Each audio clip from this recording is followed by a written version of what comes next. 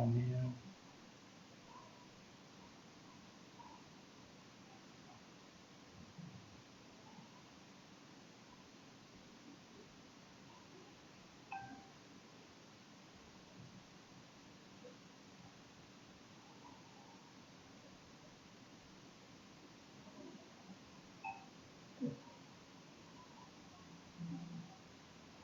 tes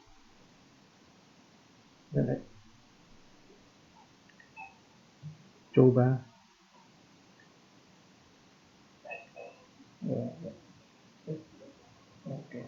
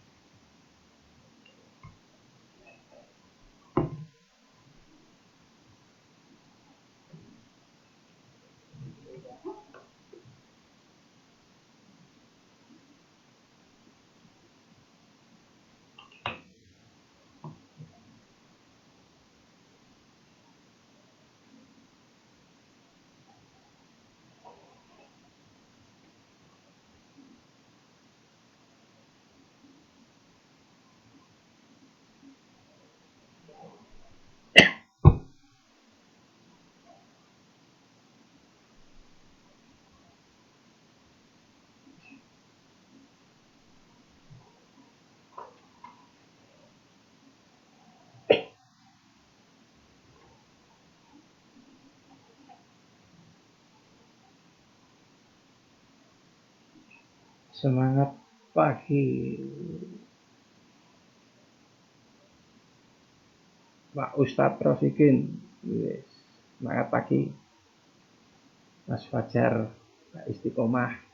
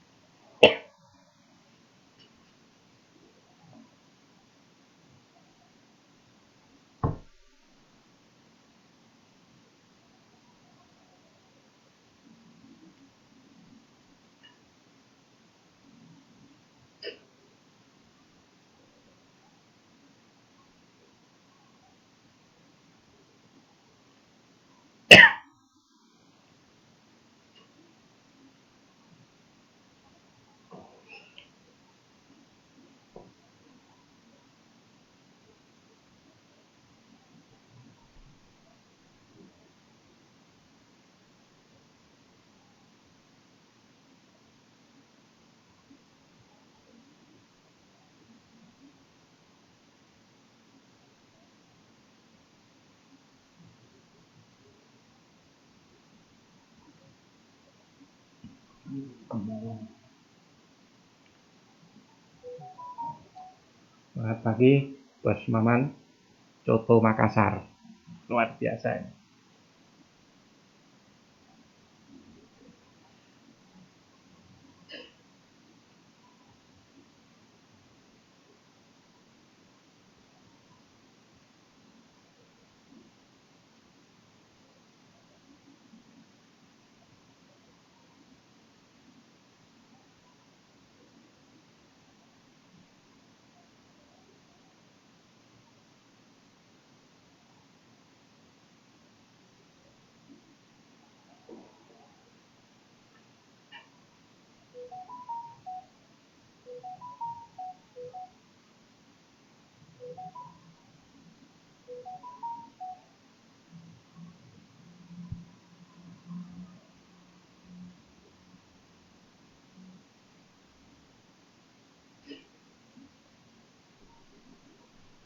Oke, terima kasih.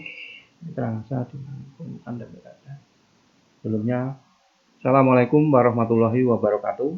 Semangat pagi, Mitra Nasa dimanapun Anda berada, baik di dalam maupun di luar negeri. Pada kesempatan pagi hari ini yang sangat luar biasa, jumpa lagi dengan kami TS Pertanian Bapak Agus Kudistiono. Pada pagi hari ini kita akan bertukar pengalaman, bertukar wawasan bagaimana kita bertanam sayuran organik. Kita tahu bahwa di tengah pandemi virus corona ini, ya, salah satu alternatif yang sangat luar biasa, kita bisa bertani sendiri, ya, dengan melakukan cara-cara menanam tanaman-tanaman untuk kebutuhan sehari-hari. Dan ini merupakan peluang yang sangat luar biasa dan bisa sebagai pengalaman kita untuk menambah khasanah ilmu, terutama di dunia pertanian, khususnya bagaimana kita bertani, terutama budidaya sayuran secara organik. Dan ini merupakan bisa menjadi peluang usaha yang sangat luar biasa. Nah, prospek usaha, ya, peluang usaha atau prospek usaha. Kenapa bertanam sayuran organik ini sebagai prospek usaha yang sangat luar biasa, apalagi di tengah pandemi ini? Karena pada saat ini, ya, masyarakat kita ini sudah sadar mengenai bahaya kimia sintetis, bahaya yang menggunakan produk-produk kimia yang sangat luar biasa. Ini nanti akan berpengaruh pada tubuh kita. Mungkin di training kesehatan yang dilakukan oleh Mas Bahar, ini sudah dikenalkan bagaimana bahaya-bahaya produk sayur-sayuran yang mengandung kimia sintetis. Kemudian juga bisa sebagai prospek usaha karena memang saat ini gaya hidup back to nature, ya, gaya hidup sekarang itu masyarakat kita sudah gaya hidupnya adalah back to nature, kembali ke alam, ya. Produk-produk yang organik itu sangat-sangat dibutuhkan oleh masyarakat kita, dan permintaannya ini tinggi. Kita masih kekurangan permintaan mengenai sayuran-sayuran organik ini. Karena apa? Karena pasokannya juga masih kurang, ya. Lahan ini masih sangat-sangat sempit yang menggunakan produk-produk sayuran yang organik. Kemudian ini mudah dilakukan. Nah, sebenarnya mudah dilakukan kalau kita mau, ya. Karena apa? Produk-produk sayuran organik ini nanti prospek usahanya harganya ini akan tinggi. Nah, ini pasar sudah terbentuk juga. Kemudian yang perlu diwaspadai di sini tip keberhasilan usaha. Tip keberhasilan usaha budidaya sayuran organik. Ini ada dua, ya. Bagaimana kita berbudidaya sayuran organik, ada tip keberhasilan yang perlu kita waspadai. Yang pertama, di dalam budidaya sayuran organik yang perlu diwaspadai ini adalah mengatasi serangan hama dan penyakit. Ya, kita tahu hama dan penyakit itu ya ada hama sendiri, ada penyakit, kemudian gulma. Nah, bagaimana cara kita mengatasi serangan hama penyakit ini atau organisme pengganggu tanaman? Ya. Nah, di dalam menghasilkan sayuran-sayuran organik, dalam mengendalikan hama dan penyakit tanaman, ya, atau organisme pengganggu tanaman, kita tidak boleh menggunakan pestisida kimia, tapi kita gunakan pestisida yang organik atau pestisida yang alami, berasal dari ekstrak-ekstrak tanaman atau berasal dari patogen-patogen mikrobia yang bisa digunakan untuk mengendalikan penyakit ataupun bisa untuk mengendalikan hama.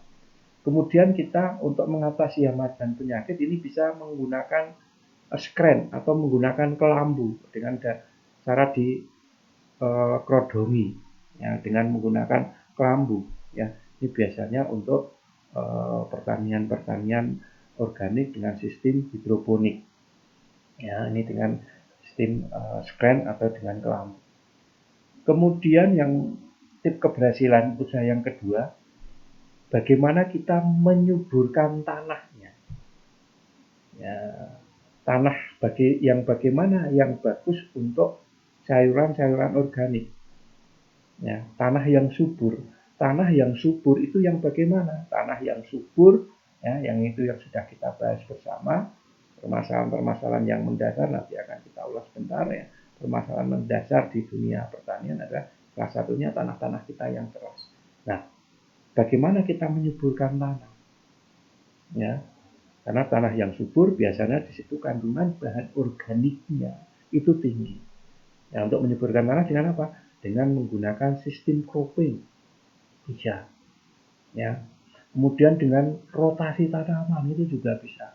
Tidak ditanami terus-menerus. Kemudian dengan menggunakan mol. Mol, ada yang tahu mol? Ya. Ibu-ibu atau mbak-mbak yang sering belanja pasti pikirannya mall belanja. Ya, ada Matahari, ya, ada Hartono Mall, tapi bukan mall yang itu. Mall yang bisa untuk menyuburkan tanah ini adalah singkatan dari mikroorganisme lokal. Kita bisa memanfaatkan mikroorganisme yang ada di dalam daerah kita untuk bisa dimanfaatkan sebagai penyubur tanah. Nanti akan kita kupas bagaimana cara membuat mall di lokasi-lokasi lokal kita. Ya. Kemudian yang selanjutnya untuk menyuburkan tanah bisa menggunakan pupuk organik teknologi NASA. Ya, kalau tidak pengen membuat sendiri, nah kita ada teknologinya. Di NASA ada yang bisa untuk menyuburkan tanah. Kita punya super NASA, kita punya super NASA granul, itu salah satunya membuat tanah-tanah kita menjadi gembur kembali. Ya, ini nanti akan kita buka bersama. Kemudian yang selanjutnya yang perlu diwaspadai ini adalah adanya faktor kritis. Ya, faktor kritis di dalam usaha sayuran organik. Ya, yang pertama adalah dari aspek produksi. Ya, faktor kritis tadi ya hubungannya dengan serangan hama dan penyakit. Ini dari aspek produksi. Ya, ini yang paling berbahaya di dunia sayuran organik. Ini adanya serangan hama dan penyakit tadi. Ya, kemudian tanah harus gembur. Ya, bagaimana tanah harus gembur itu tadi? Ya, dengan cara menyuburkan atau menggemburkan tanah atau menyuburkan tanah. Ya, kemudian yang perlu diwaspadai faktor kritis adalah aspek pasar. Ya, aspek pasar ini biasanya minimnya promosi pengusaha.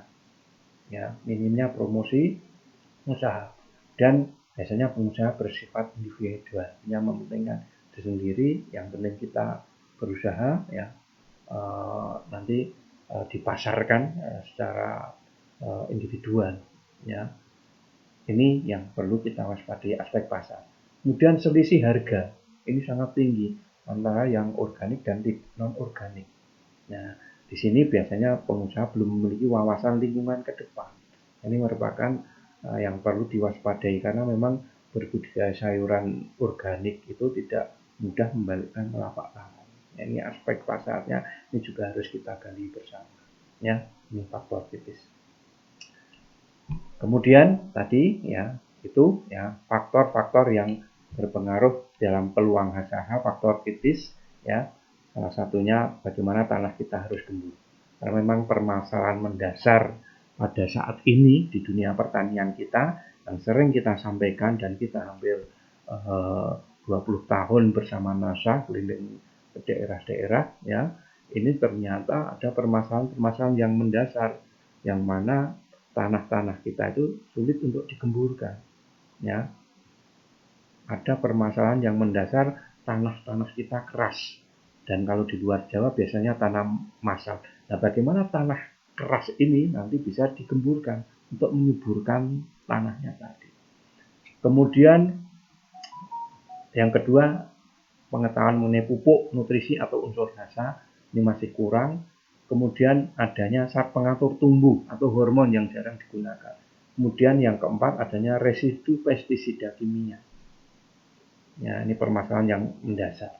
Kita kupas satu persatu ya. Tanah-tanah kita keras. Nah, ini penyebabnya apa? Ya, ini selalu kita ulang-ulang supaya tidak lupa bahwa tanah yang keras ini penyebabnya adalah sisa atau residu pupuk kimia yang sudah berlangsung sangat-sangat lama. Kita sekitar tahun 1969 sampai saat ini masih. Ya, sejak Insus, Supra-Insus, Binmas, Inmas. Ya, ini.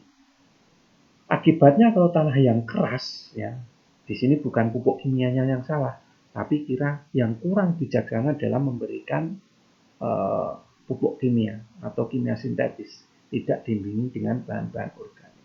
Kalau tanah keras, akibatnya tanaman sulit menyerap pupuk, sehingga dosis ya sadar atau tidak sadar yang kita berikan dosisnya itu semakin lama semakin tinggi, tapi hasilnya tidak naik, tapi malah turun.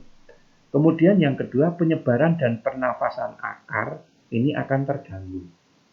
Ya, karena tanah keras sehingga pupuk ini sulit akar untuk menyerap pupuk. Ya, karena saking kerasnya tanah. Kemudian yang selanjutnya, ya, tanah-tanah kita ini kekurangan unsur, terutama unsur mikro. Nah, kebutuhan tanaman yang paling pokok ini ada unsur hara esensial, unsur hara yang paling dibutuhkan tanaman yang sering kita sampaikan adanya unsur makro dan unsur mikro atau umak-umi. Ya, unsur makro, unsur mikro. Unsur makro ini dibutuhkan dalam jumlah banyak, ya. Ada CHO, ya ini sumbernya dari air udara, C gratis. Kemudian ada NPK, ini sumbernya dari tanah, NPK, urea, TSP, KCl, ya atau SP36 dan lain-lain. Kemudian ada Ca, Mg dan S. Ini sumbernya juga di tanah, dolomit, kapur pertanian atau ZA ini juga sudah. Kemudian unsur mikro, ya ini yang jarang diberikan oleh petani-petani kita. Ini ada Zn, B, Cl, Cu, Fe, Mn, Mo, ya. Ini sumbernya dari tanah, kompos, pupuk kandang dan pupuk organik.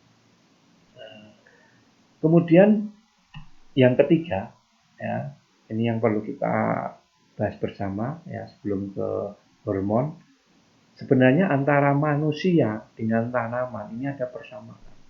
Ya, ini sering kurang kita sampaikan. Kalau kita makan, ini yang paling banyak nasi. Kalau manusia, itu yang paling banyak kalau kita makan adalah nasi. Itu ciri orang Indonesia itu kalau makan tidak pakai nasi itu dibilang belum makan. Nah, nasi yang paling banyak. Nah, nasinya tanaman apa? NPK, urea, TSP, KCl ini ada 3 jenis. Ini yang paling banyak dibutuhkan yang digunakan oleh petani, urea, TSP, KCl atau NPK. Ya, ini dibutuhkan dalam jumlah banyak. Ini yang dikenal dengan pupuk makro. Kemudian sayur, daging, buah, susu, vitamin biasanya kita makan dalam jumlah yang sedikit. Nah, yang dibutuhkan sayur, daging, buah, susunya tanaman apa? Ada Ca, S, Mg, Fm, Na, Zn, Cumn, B, dan Cl. Ada sekitar 10 jenis. Ya, ini yang disebut dengan unsur makro atau unsur mikro. Yang sering lebih dikenal di NASA ini adalah uma-umi. Uma-uminya itu harus seimbang. Tidak hanya Mbah Dukun aja yang punya uma-umi, tapi tanaman juga butuh uma-umi. Unsur makro dan unsur mikro. Ya. Kemudian permasalahan yang mendasar, ya, kita kekurangan hormon. Nah, hormon ini sebenarnya ada 3. Ada auksin, ada sitokinin, ada giberelin. Yang semuanya ini bisa membantu meningkatkan pertumbuhan dan perkembangan akar dan tunas. Saat pertumbuhan akar ini butuh hormon auksin. Ya. Kemudian memacu pembungaan dan pembuahan, mencegah kerotokan bunga dan buah, memperbesar umbi, ya, buah dan menjadikan biji umbi lebih benar, kemudian memperpanjang usia produktif tanaman. Yang bisa memperpanjang ini adalah jenis hormon giberelin, ya. Ya, kemudian sitokinin, ya, ini mencegah kerontokan bunga dan buah, ya, memperpanjang usia produktif, ya. Sitokinin dan giberelin berperan di sini, ya. Kemudian selanjutnya yang keempat adalah bahaya pestisida. Ini yang sudah dirasakan bersama, ya, dengan penggunaan pestisida yang tidak bijaksana, penyemprotan yang terus-terus menggunakan pestisida kimia, hama kita ini sudah menjadi resisten atau sudah kebal. Kemudian terjadinya ledakan, ya, resurgensi, kemudian ledakan hama sekunder, musnahnya musuh alami, pencemaran lingkungan dan gangguan kesehatan. Nah, ini. Nah, solusinya bagaimana? Solusinya ya kita terapi dengan menggunakan teknologi organik, ya, dengan pupuk kandang atau kompos. Karena di pupuk organik, pupuk kandang atau kompos ini ada nutrisinya, makro mikronya ada, hormonnya ada, dan ini bisa menggemburkan tanah. Karena kandungan asam-asam organiknya juga ada. Yang jelas aman bagi lingkungan. Ya, ini. Tapi kita ulas sebentar, ya. Kendala di lapangan, ya, ternyata dengan menggunakan pupuk kandang itu ada kendala teknis. Ya, kendala teknisnya apa? Ketersediaannya terbatas, ekonominya relatif tinggi, kebutuhan per hektar itu butuh 20-40 ton per hektar. Kemudian persentase kandungan unsurnya juga bervariasi, relatif tidak bisa digunakan langsung, bibit penyakit dan gulma, nah, ini bisa menyebar kalau belum matang betul. Kemudian persaingan, ya, sisa limbah ini bisa digunakan untuk kegunaan yang lain. Nah, ini ketersediaannya ini sangat-sangat terbatas. Nah, alternatifnya, ya, ini dengan back to nature, dengan teknologi. Nah, NASA punya solusinya, ya, yang bisa meningkatkan secara kuantitas, kualitas, dan kelestarian, ya, tepat guna, praktis, dan secara ekonomi menguntungkan. Dan ini bisa diterapkan di sayuran-sayuran yang organik. Ya. Nah, bagaimana cara menerapkan produk-produk teknologi NASA di dalam bertanam sayuran-sayuran organik ini? Nah, nggak usah pusing, bagaimana? Ya. Biasanya, ya, bisa dengan sistem vertikultur bisa. Ya, sistem vertikultur adalah sistem budidaya pertanian bertingkat dengan sistem vertikal, ya, atau sistem pertanian bertingkat. Dan ini sangat cocok di lahan-lahan yang sempit atau di pemukiman yang padat. Kalau mau digunakan untuk lahan-lahan yang luas ini juga bisa. Ya, ini merupakan peluang usaha. Nah, ini cara-caranya nanti akan kita kupas bersama. Kemudian, ya, dengan sistem pot, ya, sayuran ini juga bisa ditanam seperti ini. Nah, ini bagaimana cara mencampur di medianya, ini nanti akan kita sampaikan juga, ya. Kemudian, ya, ini yang lagi ngetren bisa ditanam di dinding-dinding dengan menggunakan ini, ya, karung-karung seperti ini. Ini sangat-sangat mudah sekali untuk digunakan, ya, dengan menggunakan teknologi NASA. Kemudian, ya, ini salah satu contoh, ya, budidaya tanaman pekarangan. Kalau kita ingin berbudidaya organik, kalau ingin lebih luas nanti bagaimana, ya, akan kita kupas di sini. Nah, kalau pengen dengan lahan-lahan sempit, ya ini yang perlu kita siapkan adalah medianya. Media tanaman yang digunakan nanti kita masukkan ke dalam karung-karung atau ke dalam paralon-paralon atau ke dalam kantong-kantong plastik atau apa. Ini medianya, nah ini antara lain ada menggunakan tanah, arang sekam ataupun kompos. Ya, ini bisa. Ya, atau bisa menggunakan pasir juga bisa. Ya, tapi yang paling bagus tanah, arang sekam, kompos dengan perbandingan 1:1. Kemudian campuran tanah atas, topsoil dan pupuk kandang aja juga bisa. Nah, di sini tidak ada takaran baku. Yang penting syaratnya bahan organik ini cukup dan porus. Supaya apa? Supaya tanahnya itu tadi gembur. Ya, ciri tanah yang gembur, tanah yang subur, di situ kandungan bahan organiknya itu tinggi. Ya, ini. Kemudian kalau dilakukan di hamparan yang luas, ya, ini harus dilakukan pengolahan tanah. Ya, hamparan yang luas bisa dilakukan dengan cara pengolahan tanah. Caranya bagaimana? Ya, tanah seperti biasa, tanah diolah, kemudian dicampur dengan pupuk organik, dengan dolomit atau kapur pertanian, campur sampai rata. Kemudian kalau ada pupuk kandang, ya silahkan gunakan pupuk kandang. Kalau tidak, bisa menggunakan supernasa atau supernasa granul. Ya, dosisnya kalau supernasa kurang lebih 3-5 kilo per hektar. Kalau granul atau organindo ini 50 kilo per hektar. Ya, kemudian dibuat BD-nya. Ya, ini.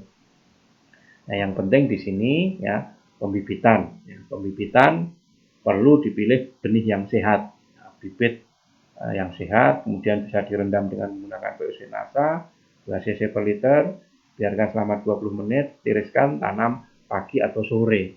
Nah, kalau tidak, ini bisa sekarang kan sudah banyak ya, kalau kini ingin mencoba bertanam, kalau tidak ingin membibitkan sendiri, bisa beli di apa tempat-tempat pembibitan. Ya, ini juga bisa nanti kita terapi dengan menggunakan pemeliharaannya itu dengan menggunakan teknologi NASA itu juga bisa.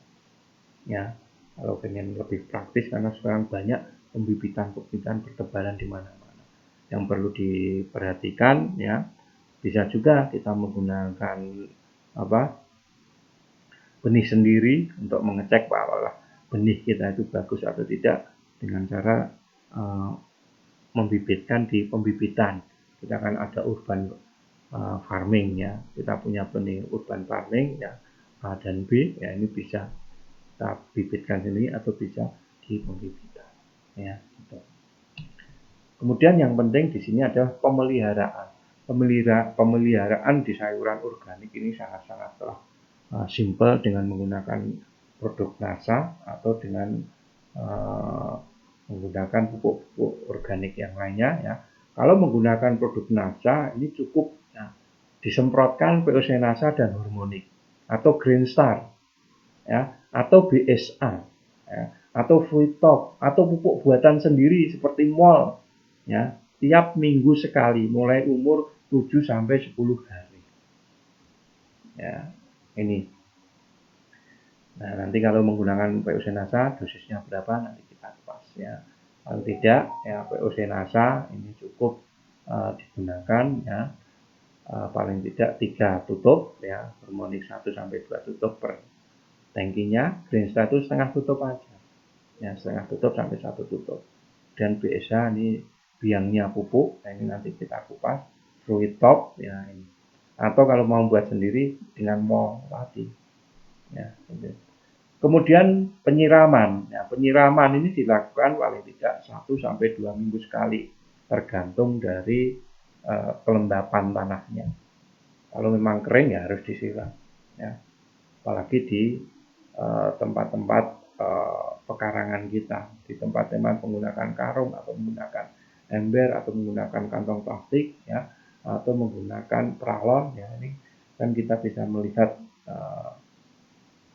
tanah itu butuh air atau tidak, tanah itu masih kering ataupun lembab. Ya.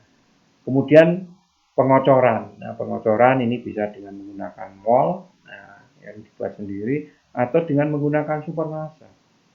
Ya, atau menggunakan power paling tidak 2 minggu sekali. Ya, ini pemeliharaannya cukup seperti ini. Ya. Nah, ini salah satu cara ya kalau pengen membuat mall ya, mikroorganisme lokal yang ada di daerah Anda atau di lokal lokasi Anda, ini bisa menggunakan cucian beras. Air cucian beras ini kandungan karbohidratnya tinggi. Kemudian gula ini dengan menggunakan apa? Air kelapa atau larutan gula. Kalau mikroorganisme ini bisa berasal dari buah-buahan, sayur-sayuran, tunas bambu atau rembung, bonggol pisang atau urin ternak. Nah, ini dicampur, didiamkan kurang lebih 7 sampai 10 hari. Ini bisa menjadi mol. Ya. Kemudian bisa juga ya mol gedebok. Ya, ini nanti bisa dilihat di Mbah Google ya, bahan-bahannya seperti ini. Mol gedebok, batang pisang, air panas, ya terasi, gula pasir, dedak, ember, bambu pengaduk, ini bisa. Cara pembuatannya seperti ini. Kemudian bisa juga membuat mol dari ikan asin. Ya, bahannya ini. Nanti bisa dilihat di Mbah Google juga. Kemudian bisa juga mol buah. Ya, bahannya apa saja? Misalnya pisang, pepaya, mangga, nanas. Ini bisa juga nanti dilihat di Mbah Google. Cara membuatnya seperti apa. Ya. Kemudian dari nasi, ini pun bisa kita buat mol. Nah, kalau ingin wow. Ya, ini.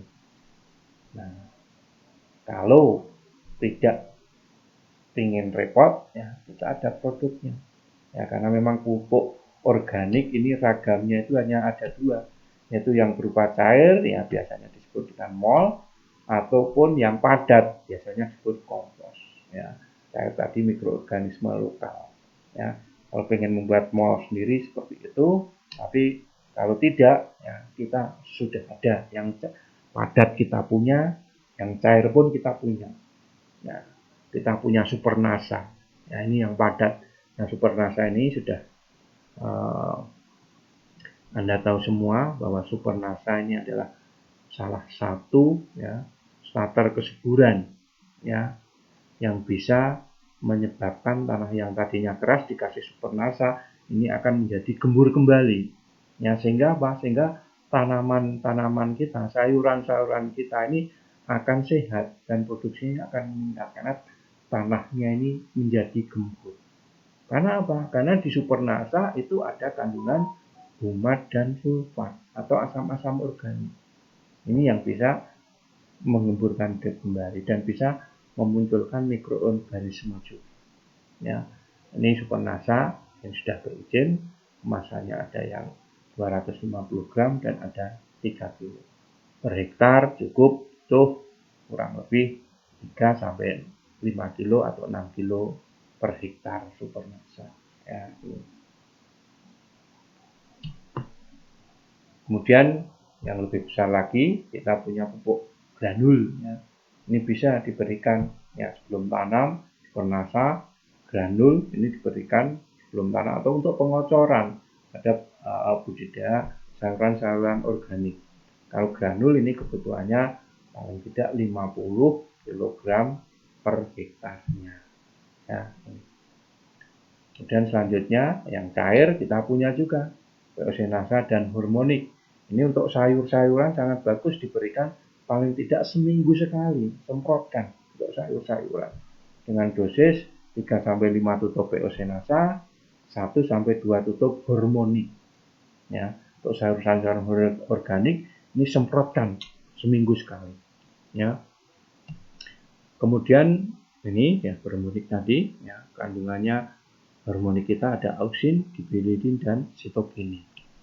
Kemudian Green Star bentuknya tepung, ini bisa disemprotkan untuk sayuran organik juga seminggu sekali, bisa diselang-seling dengan menggunakan Peosinasa. Ya, ini cukup setengah saset per tangkinya. Ya. Kemudian BSA ya, atau bisa menggunakan biangnya pupuk organik cair, ya BSA. Ini salah satu biangnya pupuk organik cair. Ini bisa langsung disemprotkan atau bisa sebagai larutan induk. Ya, satu pak ini adalah 150 gram. Nah, 150 gram ini kalau pengen dijadikan biangnya atau larutan induk, ini bisa dicampur 2-3 liter air. didiamkan paling tidak 2 minggu. Ya, dari campuran itu yang sudah didiamkan 2 minggu, ya, ini bisa diambil 3 sampai 5 tutup per tangki. Ya, atau 3 sampai 5 cc per tangki. 3 sampai 5 cc per liter. 3 sampai 5 tutup per tangki, atau kurang lebih 3 sampai 5 cc per liter. Ya. Kemudian power nutrition khusus untuk sayur-sayuran buah seperti cabai, ya, kemudian tomat, ya, ini bisa dikocorkan dengan menggunakan power. Tapi kalau sayuran-sayuran yang diambil daunnya cukup dikocor menggunakan Supernasa. Ya. Kemudian fruit top, ya, ini yang baik yang sayur maupun yang buah-buahan bisa disemprot dengan menggunakan fruit top. Ya. Dosisnya berapa? Dosisnya paling tidak 20 gram per tangki atau 2 gram per liternya. Ya, ini bisa semprotkan 1 sampai 2 minggu sekali. Ya, fruit top. Kemudian tandur, ini juga bisa digunakan untuk sayur-sayuran, semprotkan dengan dosis 10 tutup per tangkinya. Kemudian untuk antisipasi hama dan penyakit, ya, kita ada 2 produk yang sangat luar biasa yang sudah berizin. Kita punya Glio dan BVR. Ini bisa digunakan untuk mengendalikan hama dan penyakit yang menyerang pada sayuran-sayuran organik. Kemudian kalau ada serangan yang lain, ini nanti bisa diambil secara fisik dan mekanik, diambil dengan menggunakan tangan, ini juga bisa. Ini juga merupakan suatu cara pengendalian. Atau bisa meramu sendiri dengan mengekstrak daun-daun dari mindi bisa, kemudian dari srikoyo bisa, kemudian dari daun tembakau, yang semuanya itu ada di Pestona sebenarnya. Tapi maaf, sampai saat ini Pestona masih harus sabar menunggu, masih menunggu izin. Sebenarnya bisa dibuat menggunakan Glio dan BVR. Kalau Glio itu untuk mengatasi penyakitnya, jamur ataupun bakteri, ya, karena di kandungan Glio itu ada kandungan Gliocardium sp dan Trichoderma hersianum yang ini bisa sedikit banyak bisa mengatasi serangan-serangan penyakit baik yang menyerang ke akar, ke batang, daun maupun ke buah. Jadi sejak awal kita gunakan Glio. Kalau BVR ini bisa untuk antisipasi, pertama untuk kutu-kutuan, mengerek batang, ya, kemudian juga untuk mengendalikan ulat, terutama ulat jengkal ataupun ulat gulung daun. Ya, ini bisa menggunakan Beauveria bassiana. Ya, untuk. Nah, ini Glio, ya. Caranya sudah kita tahu bersama.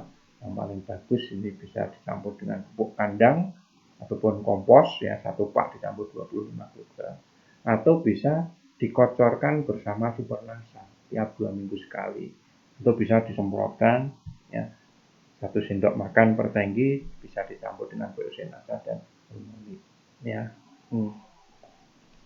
Kemudian ini BVR bisa untuk warna sangit, orang pengerek batang, ya, kutu-kutuan juga bisa 1 sendok makan. Yang perlu diperhatikan, ya, di sini, ya, bahwa tanaman ini sebenarnya memerlukan apa, ya. Yang diperlukan oleh tanaman, sayuran-sayuran organik, ini sebenarnya tanaman itu butuh iklim.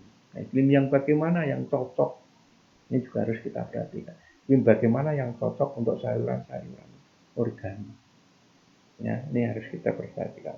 Kemudian air, nah, ini air ini sangat vital. Makanya pemeliharaannya tadi, air ini bisa untuk suplai, ya, penyiraman, ya, kemudian menjaga kelembapan, ya, kemudian meningkatkan suhu, ya, dan menetralkan suhu juga. Kemudian tanah, nah, tanah bagaimana yang diperlukan oleh tanaman, ya, ini bisa kita simpulkan. Tanah yang bagaimana yang diperlukan oleh tanaman, yaitu tanah yang subur. Tanah yang subur itu yang bagaimana? Tanah yang gembur.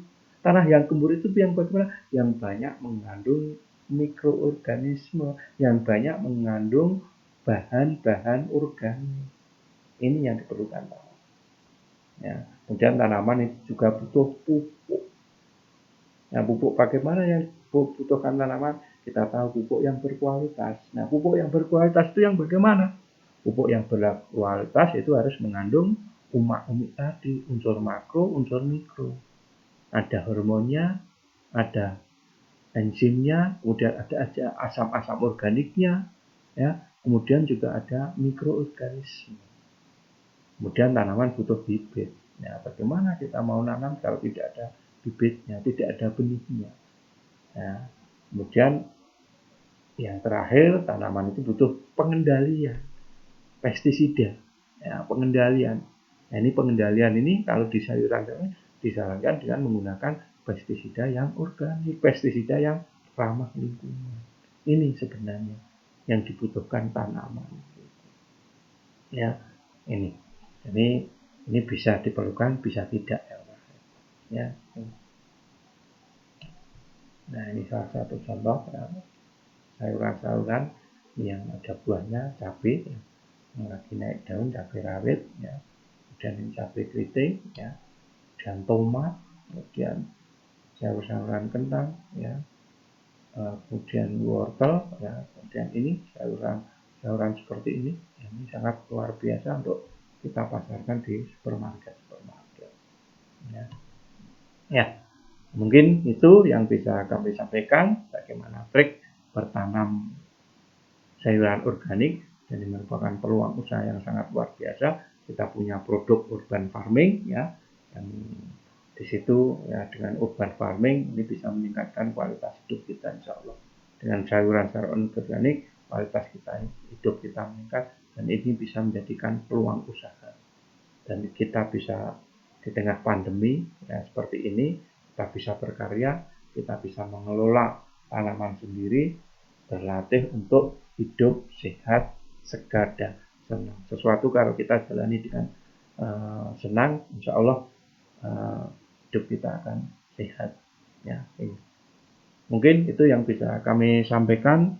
Lebihnya mohon maaf yang sebesar-besarnya. Ya, mudah-mudahan bermanfaat, dan ini salah satu peluang usaha yang sangat luar biasa di sayuran organik ini. Mudah-mudahan materi pagi ini bisa bermanfaat bagi mitra-mitra NASA dimanapun Anda berada, baik di dalam maupun di luar negeri. Oke, terima kasih. Sampai bertemu kembali di lain kesempatan dengan materi-materi selanjutnya. Ya, kita kupas bersama. Lebihnya sekali lagi mohon maaf. Saya akhiri. Assalamualaikum warahmatullahi wabarakatuh. Semangat pagi. Terima kasih.